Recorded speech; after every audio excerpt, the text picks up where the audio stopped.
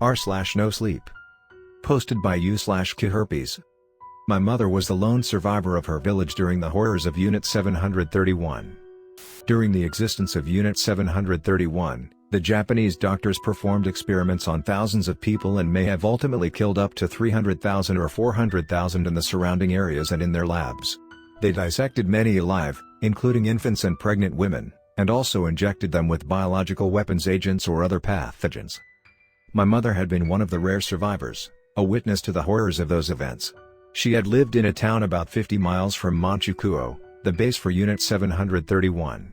She remembered the date when the soldiers and doctors entered her life and took away everything she knew and loved, September 1, 1942. This was the account of those hellish events she told me before she died.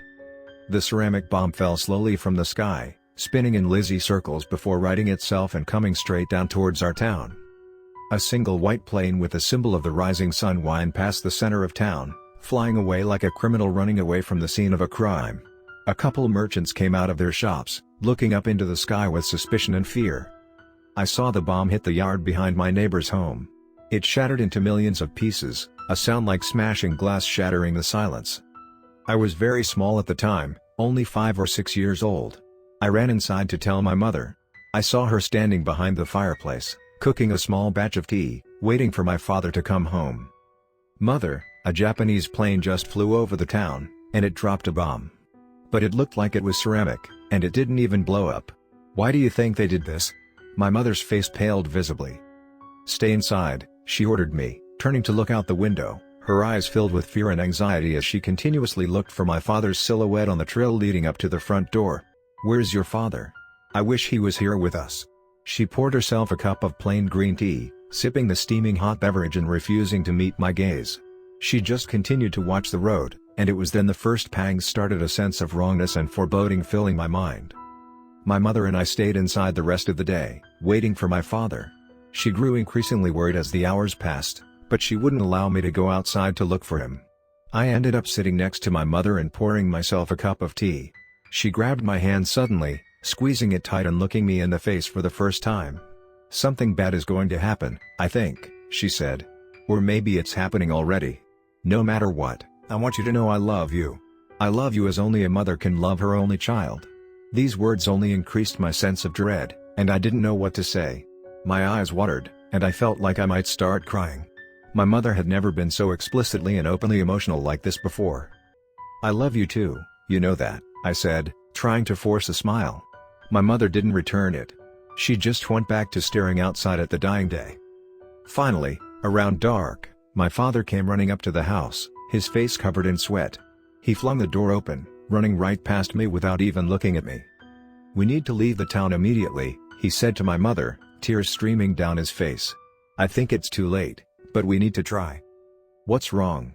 my mother asked. "Did you see what the Japanese left us?" My father shook his head, closing his eyes. "The neighbors and I went to look at the so-called bomb that dropped from the sky," he said, his voice quickening and rising as he spoke. "What we found." "Why would you go out there?" my mother asked. My father continued to keep his eyes closed, refusing to meet her gaze.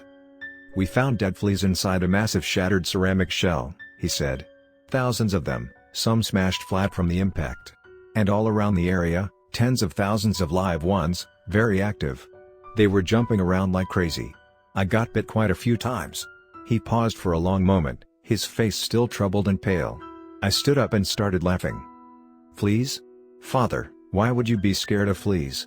I asked. "That's much better than them dropping a real bomb. We've had flea bites before. That's not such a horrible thing, is it?"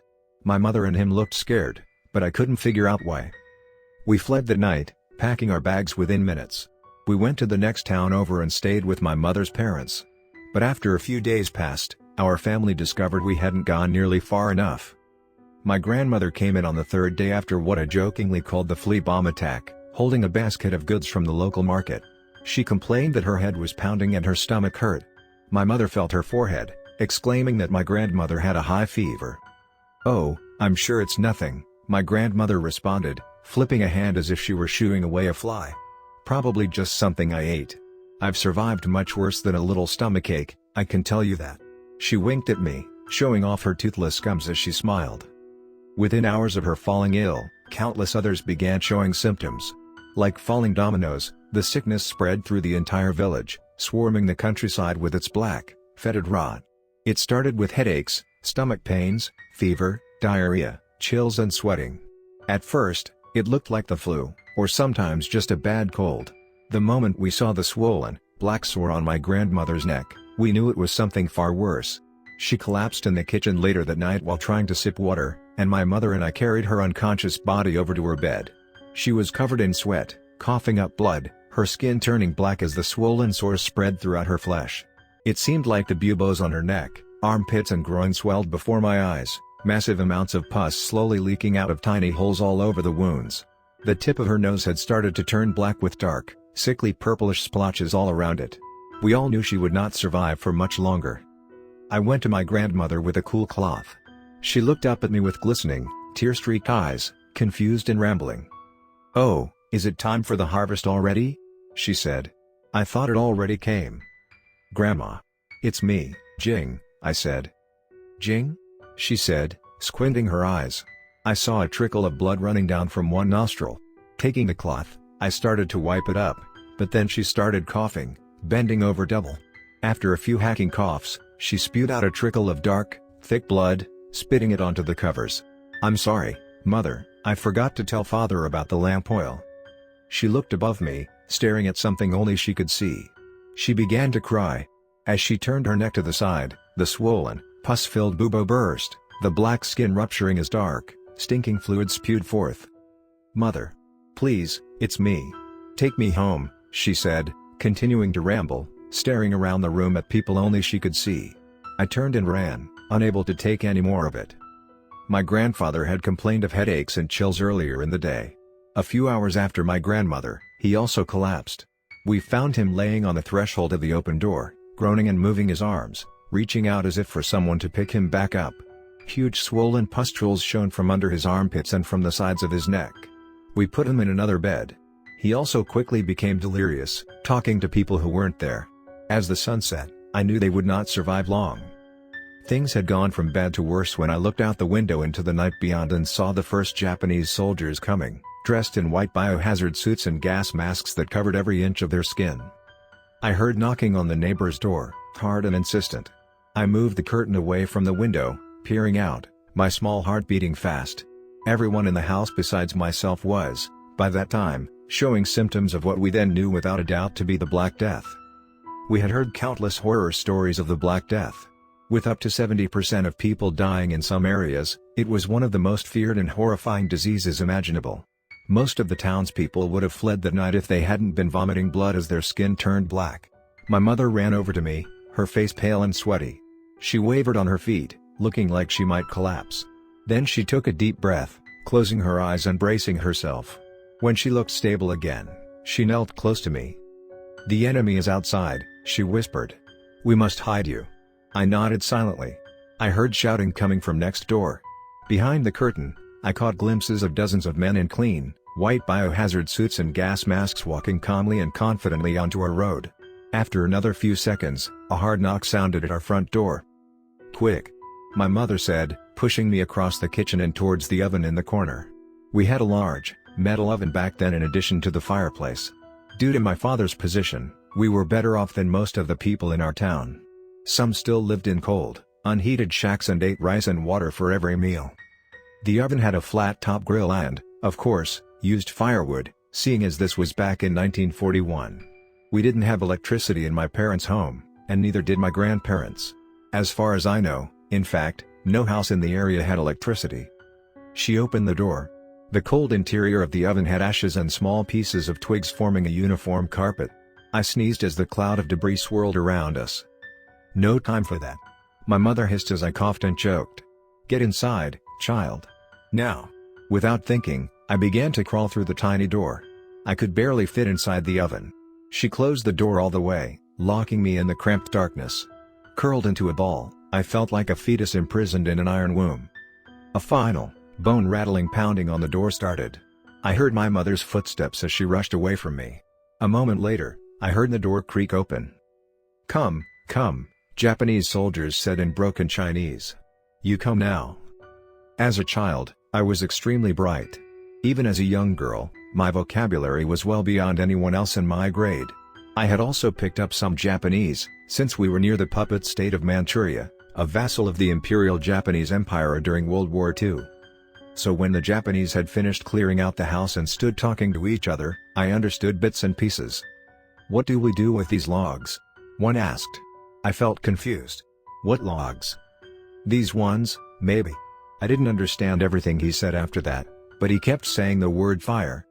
Later on, I would find out that the Japanese always referred to human experimentation victims as logs to help dehumanize them, to make it easier to burn or dissect them alive, or to inject them with horrifying biological and chemical weapons agents. As the last of Japanese left the home, I felt sick to my stomach.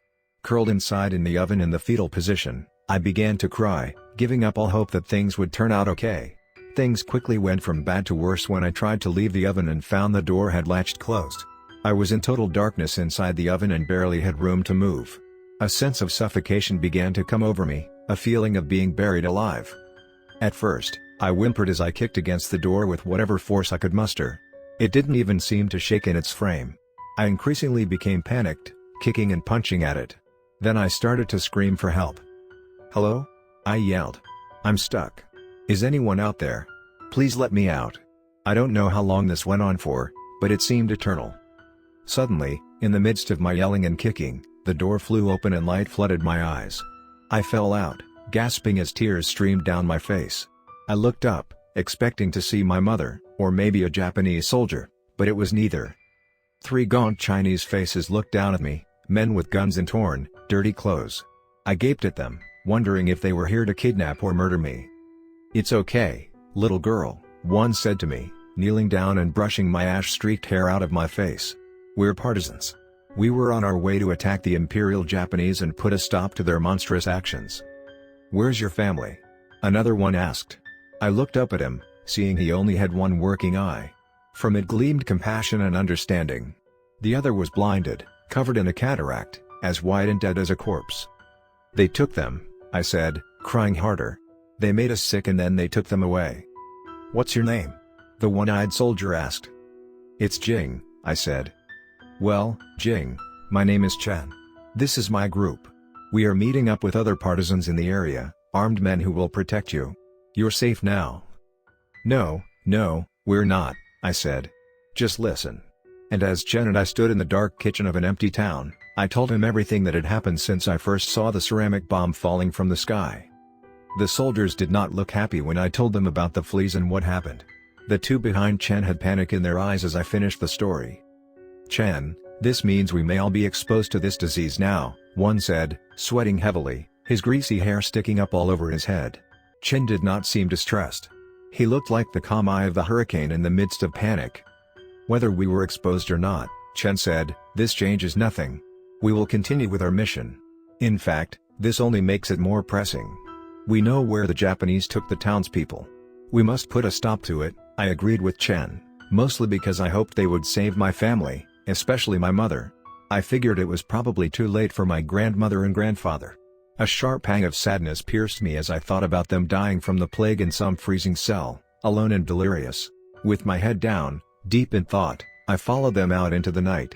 I saw strange fluids littering the roads under the moonlight, dark patches of what looked like blood intermittently marring the dirt road.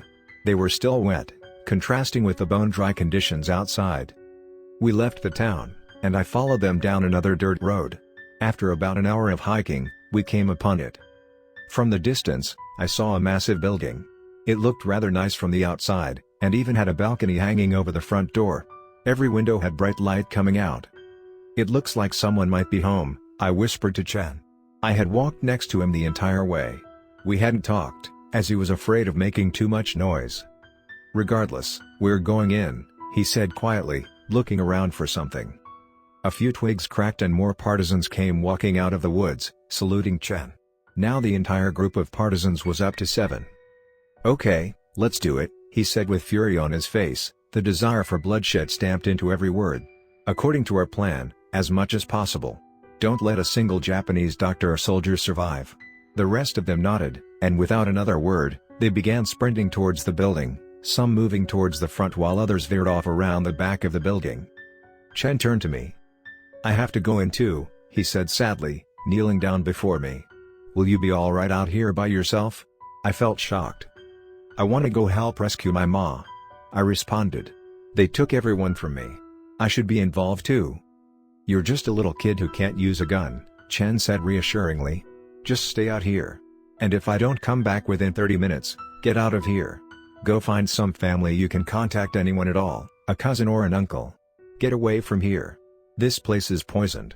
He rose, turning. With a last glance around the open field leading to the Unit 731 building, he broke out of the cover of the trees and began running. Gunfire erupted from inside the building, shattering the calming nighttime ambience. I saw flashes of light erupting out of the windows. It wasn't contained in one spot, but rather seemed spread throughout the building. First there would be a long, sustained fire from the front of the first floor, then seconds later, another burst from the side of the third floor. And then everything went deathly silent. A man ran out of the front of the building, one of the Chinese partisans. He had lost his gun somewhere and stood, covered in blood, his left arm ripped off at the shoulder, spurting great, arterial streams out of his body. He tripped over his own foot, tangling his legs together, and landed hard on the wound. Crying and choking, he called for help. No one came. Seconds later, he stopped moving, dying on the ground in front of my eyes. I decided I should go in. I remembered what Chen told me, but I decided he was wrong. This was my family, after all, not his. As quietly as possible, I sprinted past the dead partisan and into the open front door. Bright lights shone all down the hallway, illuminating the gore and splattered blood along the white walls and polished floors. A dismembered arm with its finger still around the trigger lay at the side, discarded like trash. Without another thought, I shook the limb loose and lifted the gun up. Now I would do it, I thought to myself. Now I was just like them. I had a gun, and I was here to save my mother. Nothing would stop me. I spun around, deciding to go deeper into the building, when something stopped me. Chen stood there around the next corner, leaning against the wall and bleeding heavily. His scalp looked ripped open, his face a mask of gore. I looked down at his chest, realizing I could see the organs inside. His intestines looked like deep red worms trying to slip out of the ground. He had one hand on the area, trying to keep his organs inside. "You," he said, breathing hard, "need to run." He stumbled, falling to his knees, putting his hand out towards me. "Get out of here, now. They're all dead." I found no one. He fell face first on the ground, a spreading pool of blood forming around his body. I walked past him, not believing. I found a stairwell, deciding I should start with the basement.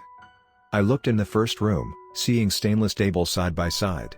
On each lay a body. Some were pregnant women, their faces twisted in agony, their stomachs cut open. Fetuses and babies lay next to their mothers, also dissected. Against the back wall, I saw entire babies preserved in glass jars filled with liquids. Next to them, I saw human heads, hearts, livers and intestines. In disgust, I left, going to the next room. In this one, I saw dozens of burned victims, their bodies blackened into a crisp, some of them also dissected.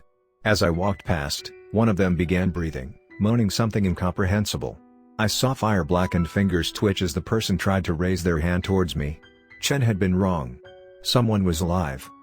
Then I heard the deep, guttural breathing from the hallway behind me. With my heart racing, I turned, raising the gun. An abomination stood there, something from the depths of hell. Sewn together from many body parts, it had 5 legs, the stitches black and ugly against its naked skin. It towered over me, its head scraping the ceiling. I saw the 10 arms sewn onto its long, snake-like chest flexing and clenching. From many of the stitch wounds connecting the limbs to the body, a dark, sickly-smelling fluid dripped down. It had 3 heads on the top, all mutilated, their cheeks sliced open, showing the grinning teeth below. I saw animal and reptilian eyes staring out from the heads, implanted next to human eyes. After a moment of shock, I pulled the trigger. The recoil from the gun was far stronger than I expected, but since the creature was so tall, I still ended up hitting it in the shoulder. It shrieked as black blood began to run down its pale skin, its voices rising together in outrage and pain, its many legs starting to move and scuttle forwards. I turned and immediately fell over the body of a Japanese soldier, still dressed in a white biohazard suit.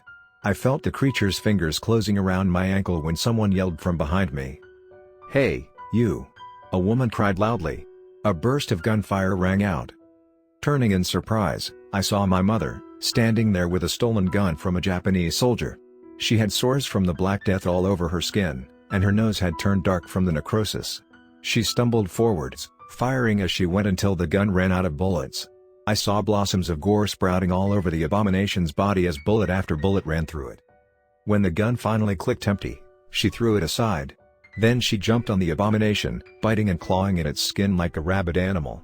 I turned and ran, never looking back. After the Japanese infected our towns with the Black Death, the Chinese government came in and walled off the areas. They are still off limits, the area poison and dangerous. I had a DNA test done later in life, out of curiosity.